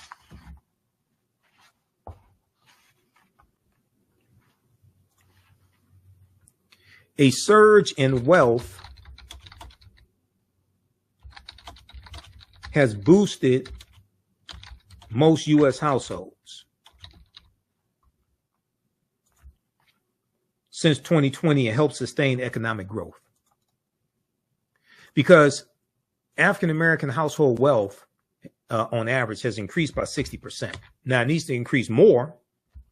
It's not enough, but I'd rather have it increase by 60% than decrease by 60%. I'd rather have 15 million jobs created under Biden-Harris than lose 15 million jobs. In a net creation of 5 million jobs. I'd rather have that than lose 5 million net jobs. I'd rather have 15 million created than lose 15 million. A surge in wealth has boosted most U.S. households since 2020 and helped sustain economic growth. Associated Press, October 18th, 2023. The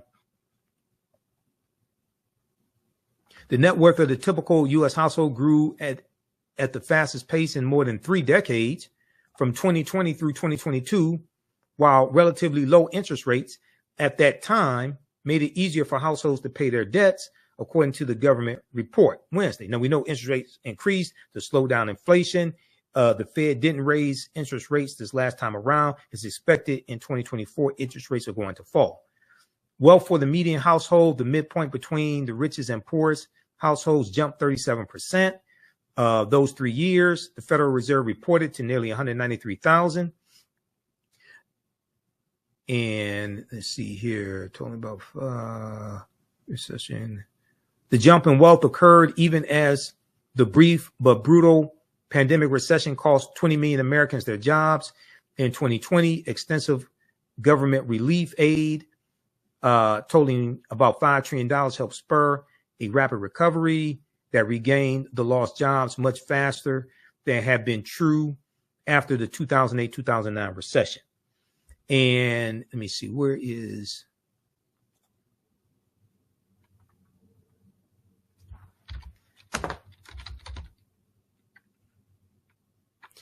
Household net worth rose more on a percentage basis for Black and Hispanic households than for white ones.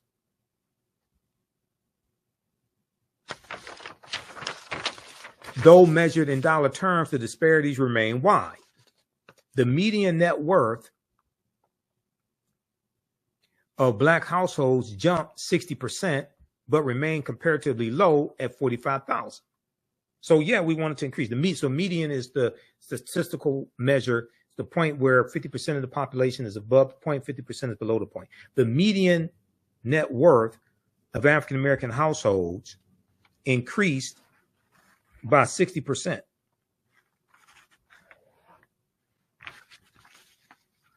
For Hispanics, the figure surged 47% to nearly 62,000. Among white households, median household net worth rose 31% to 285,000. So yes, we need more, but I'd rather have it increase by 60% than decrease by 60%. So we need to accelerate the growth, but continue the trend. All right. So that's going to wrap it up here. Visit our website, TheAfricanHistoryNetwork.com, TheAfricanHistoryNetwork.com. Register for the online history classes I teach on Saturdays and Sundays. On Saturdays, Ancient Kemet, the Moors, and the Ma'afa, understanding the transatlantic slave trade, what they didn't teach you in school. We have classes April 13th, 20th, 27th, May 4th.